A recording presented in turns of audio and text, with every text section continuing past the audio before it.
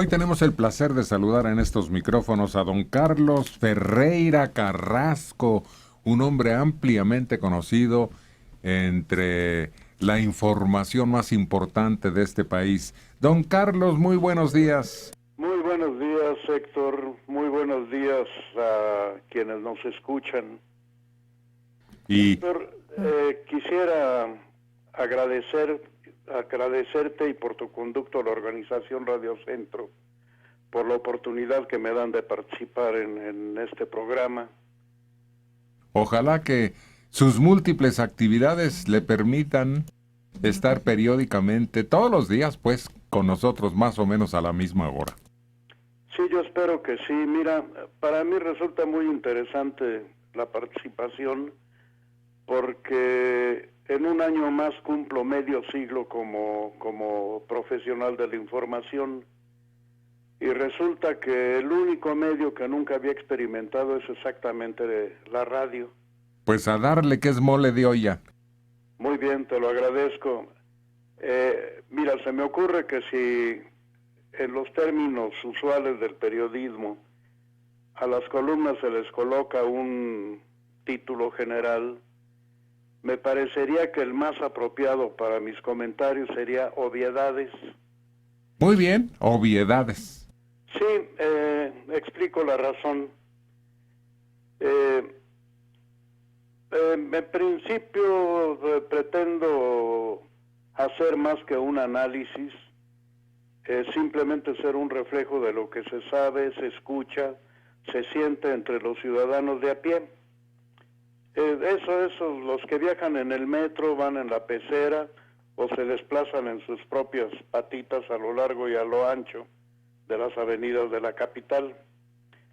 ¿Por qué obviedades? Por la más elemental de las razones. Nada de lo que acontece en México está fuera del control de las leyes humanas o de las leyes divinas para quien quiera creer en ellas.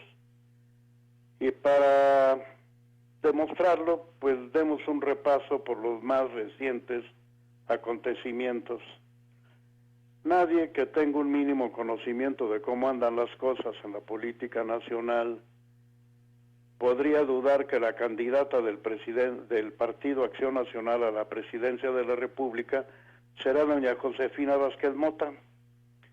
Al tiempo nos enteraremos que el manejo de teóricos delfines solo fue una bola de humo para distraer a quienes pudieran haber concentrado el fuego partidario sobre la verdadera candidata. Esto es, que el presunto destape de un delfín simplemente sirvió como distracción para evitar golpeteos contra quien será la banderada de los panistas. ¿Protegida quieres decir? ¿Quiere usted decir, perdón? Está bien, quieres tú decir, me parece correcto. Gracias. Sí, mira, la señora fue secretaria de Estado en 2 ocasiones y fue quien condujo la campaña del presidente Felipe Calderón. En retribución recibió el máximo cargo posible, el de mayor responsabilidad, para respaldar al mandatario en su programa de gobierno, como pastora de la bancada azul y blanco. Un secretario de Estado es importante, pero no deja de ser un secretario, un señor que aplica las políticas que el mandatario le impone. En el caso de un líder de bancada partidaria en el Congreso, tiene un valor distinto, porque se tiene que convertir en un negociante con los otros partidos, en un conciliador y en un defensor irrestricto de las políticas del presidente. Y este es el caso de Josefina Vázquez Mota. Muy delicado. Sí. Sí, en el caso de la Ciudad de México hay otra obviedad. Yo creo que muy poquitísimos pensaron que la consulta para decidir al suspirante perredista entre Marcelo Ebrard y Andrés Manuel López Obrador iba en serio y que el ganador recibiría el apoyo de tribus y contrincantes para la grande. Desde siempre supimos que el elegido de los dioses amarillos era el tabasqueño y que Ebrard quedaría entre dos competidores en un honrosísimo segundo lugar, tal cual sucedió.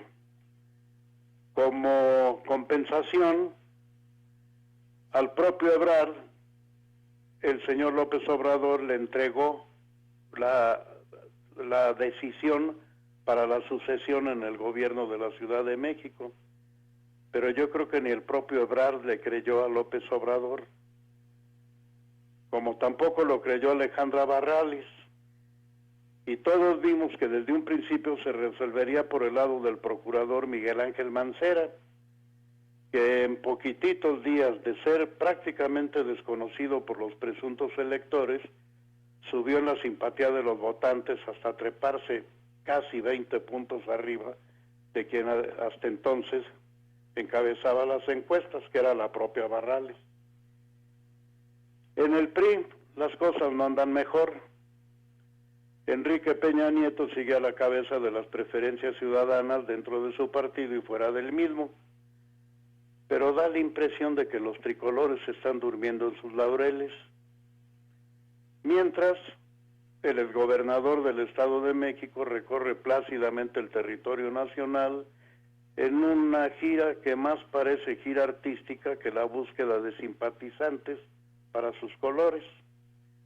O sea, han antepuesto la grata imagen del suspirante a las propuestas de gobierno y a los fundamentos ideológicos bajo los que propondría gobernar, en caso de que ganara, claro. Los contrincantes, y eso se sabe así porque lo dicen incluso dentro del propio PAN, aunque ahora en privado, preparan expedientes y campañas que mezclan medias verdades con mentiras completas. Pero todo se vale y hay que recordar que los panistas en esto tienen una muy, muy gran experiencia. Recordemos la oficina en Chipinque, Nuevo León, donde inventaban toda clase de chistes contra el presidente Luis Echeverría para hacerlo pasar por tonto. Y no olvidemos el cuartel en León, Guanajuato, donde imprimían folletos instruyendo a sus simpatizantes sobre acciones violentas o no, pero todo para cerrarle el paso al PRI. Orquestado. Sí, para orquestar movimientos que le impidieran el paso al PRI a determinadas posiciones, claro, la principal, la presidencia. Estos son los hechos obvios que se dan en torno a las elecciones presidenciales, pero en el mismo sentido tenemos otra obviedad. Siendo ya el fin de sexenio, a Felipe Calderón le faltan 10 meses para retirarse a su casita, pero hasta lo que entendemos no se retirará a su casita en la delegación Álvaro Obregón, sino que doña Margarita, su esposa, busca activamente la que será su futura residencia, pero no en México, en España o en Estados Unidos. Esto repetirá más o menos lo que ha hecho el señor Zedillo, de retirarse a Estados Unidos, donde, según una versión de un familiar del propio Zedillo, imposible de comprobarlo por cierto, el señor ya es ciudadano americano y por lo tanto pues será muy difícil que, de acuerdo con sus denunciantes por el caso Atenco, sea juzgado en Estados Unidos.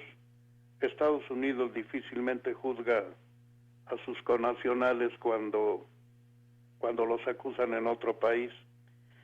Bueno, pero volvamos a la gira de Calderón, a su despedida de sexenio. Calderón está desalentado por la escasa comprensión de los ciudadanos sobre sus programas de gobierno, programas que existen más en los anuncios con que nos atosiga y con la repetición ad nauseam de discursos justificativos de las víctimas del combate a los cárteles del narco. Recorre el país, inaugura obras incompletas y reparte donas en las zonas marginales. Pero no todo resulta como él esperaba. Decretada una situación de emergencia por la hambruna entre los indígenas rarámuris, el presidente de todos los mexicanos se apersonó en las alturas de la sierra del estado de Chihuahua. Y ahí, en grata plática con quienes piden auxilio por la pérdida de sus magras cosechas, los invitó a asar malvaviscos. Claro, hubo malvados en los periódicos que le recordaron el mito de la reina María Antonieta, que al escuchar el clamor del pueblo preguntó por qué protestaba. Es que el pueblo tiene hambre y no tiene pan, majestad, le respondieron. Bueno, pues que le den pasteles, fue lo que dijo la reina. Muy buen remate para tu charla de hoy, Carlos. Agradecemos mucho tu deferencia y aquí nos estaremos escuchando. Te agradezco, Héctor, te reitero mi agradecimiento y nos estaremos escuchando efectivamente. Buenos días. Buenos días.